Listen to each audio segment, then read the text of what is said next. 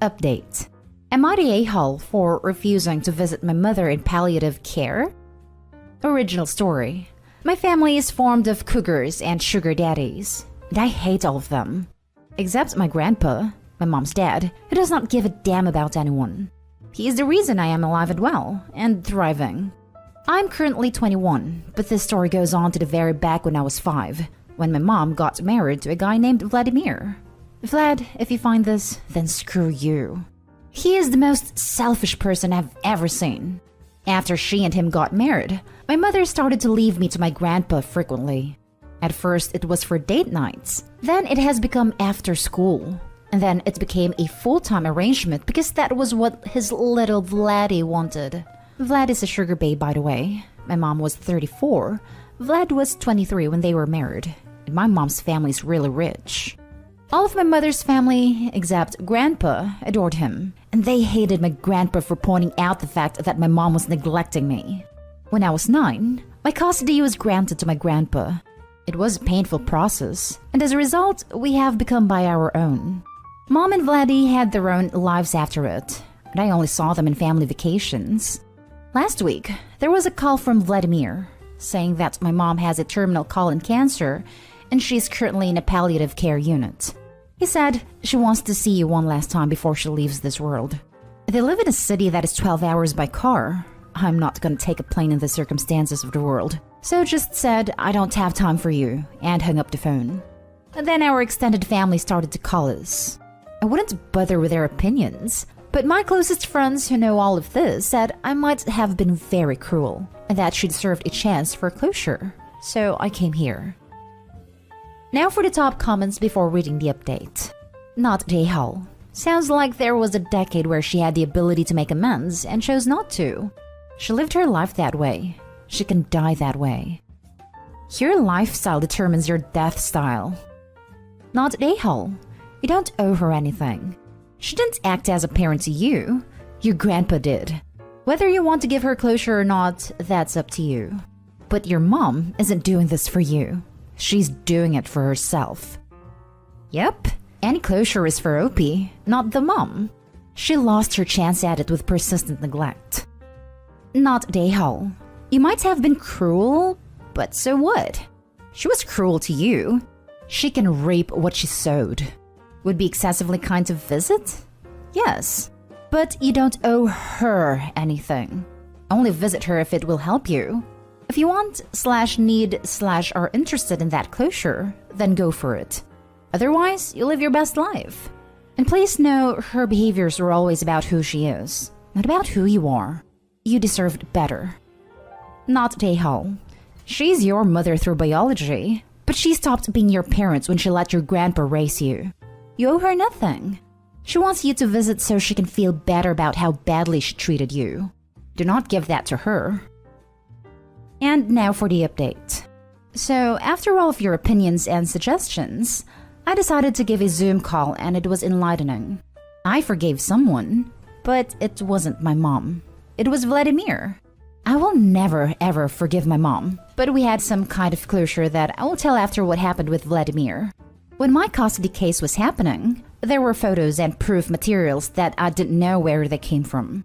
Turns out it was all Vladimir's stuff and help.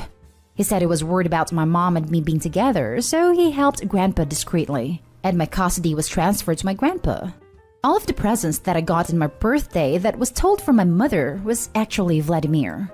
He also helped my grandpa on business and about his will. I feel so sorry for alienating him so much, but he said he wanted me to stay away from my mom, so he alienated himself too from the equation. We are planning to come together after the lockdown is over in my area. I also learned why he got married to my mom, and honestly, I do not blame him after I heard what my mom offered to him to be with her. He was desperate. And besides me, my mom was a good person when they were together and cared for him really well. My mom, though, she said she did not regret how she acted about me, and she said she knew she was wrong, but did not care. It was kind of shocking, but not surprising. She admitted that she should have left me to her dad when I was way younger and moved on with her life. And she wished me a happy and joyful life, and she said she wasn't asking for any forgiveness because she did not have any what-ifs about the process, and her only mistake was resisting in the custody case. It was a closure, not a good one, but it was. Our relatives were delighted when we talked, but me and Vladimir decided to cut contact with them after my mother's death like my grandfather. They can have their lives to themselves. My mom is still in palliative care, and the doctor responsible for her said to be prepared because it could happen at any moment. I decided I will attend her funeral because, after all, at the end, she admitted her mistakes, and even though she is a bad parent, she was honest and she earned my respect. So I am not gonna spare a last goodbye from her. That was all, and thank you for suggesting me a last talk even though I am not the a-hole. Not the a-hole? Wow, thanks for the update. It took an unexpected turn. I am glad you found the answers you seek for. In the end, it seems your mom just never intended to be a mom, and your grandfather was the right choice. I wish you and your grandfather a happy long life. Wow, Vlad wasn't the bloodsucker I thought he was. Desperation and money can make people act in ways that run counter to their individual morals. Seems like he wanted to do right, but in a way that didn't jeopardize himself. Dude was stuck. I'm glad things worked as well as could be expected, and that you had a silent helper in your side. All the best to you. Now for the next story. Am I the a-hole for telling my mom I never intended to come back to the US after visiting my dad? My name is Daisy, and I am 19 female. My dad is Australian and my mom is American. I have dual citizenship. I have never really liked living with my mom. I have talked to my dad about moving to Australia for years. He told me that when I am 18, I can move in at any time and he would help me get everything worked out. And he kept his word. In 2019, I shipped a lot of my belongings, packed bags, took my needed paperwork, and left for the summer and never came back. I told my mom I was visiting longer and made excuses, but I never intended to go back. With everything that happened in December 2019, I told my mom I could not leave. I guess I didn't have the guts to explain almost 7 years of BS. Dad left when I was 12. She remarried 3 months later, and suddenly I had a stepbrother that she seemed to favor more. I just felt like I was a guest in their home. I finally had a talk with my mom, and she called me an a-hole for it. I explained to her that I didn't intend to go back. I had everything I wanted with me in Australia. She said, "What about paperwork?" I explained I took everything when I turned 18 and graduated high school. I said that I didn't intend to go to college when this was over, and I had applied to uni here in Australia. I was happy. Dad said he would support me for a few years, and I was not going to be keeping my US citizenship. She started crying and asked if I hated her. I asked her why she never showed me I was more important than her new marriage, that while she was my mom, I didn't really know how to forgive her for feeling alienated. I said I didn't want to talk for a while and hung up. Now I feel like an a-hole? Now for the comments. Not the a-hole. For everyone saying you're the a-hole or everyone sucks here, they are wrong. Your mother chose to get married 3 months after divorcing your dad. That's not sane. She then basically picks her new husband and stepson over her own daughter. She chose to be entirely selfish and put her needs over being a good mom. She sounds like someone with narcissistic tendencies. I don't blame you for moving away. Also, you're an adult and can choose where you want to live. Your dad seems a lot more supportive. You didn't owe your mom any conversation because she clearly wouldn't have listened and would have sabotaged you leaving. To all the other posters, do you not see the abuse her mother put her through? Like, it was bad enough she felt she needed to escape. I know what it's like, and it's doubtful that some of these posters do. You owe your mother nothing at all. Thank you for understanding. It was hard to explain to people I knew, unless they had seen/been to my house. Most of the time, people thought my mom must be great because she didn't care where I went. But it was really lonely, and I felt like no one cared, outside of my dad and friend group. Not an a-hole. It sounds like you were in a difficult position and you felt really hurt by your mom. Ideally, you would have told her sooner, once you were over here in Australia. But I think you did your best given your age and how you were feeling. It's pretty telling that she didn't know how upset you were and didn't even notice that you shipped all your important stuff over here. Welcome to Australia, mate. Also pretty telling, she didn't say, "I'm so sorry for not noticing," but ask, "Do you hate me?" Classic manipulative/narcissistic tactic. Not a-hole. Your mom didn't notice you'd moved all your stuff out of your room. Didn't notice your important papers were gone. Didn't seem to give a crap you'd scrubbed your existence from the house. You did the right thing for you. Good luck with your new life in Australia. She also asked about the paperwork right away. That implies that she would have tried to stop Opie from going. She clearly made the right decision. And as for her mother, actions have consequences.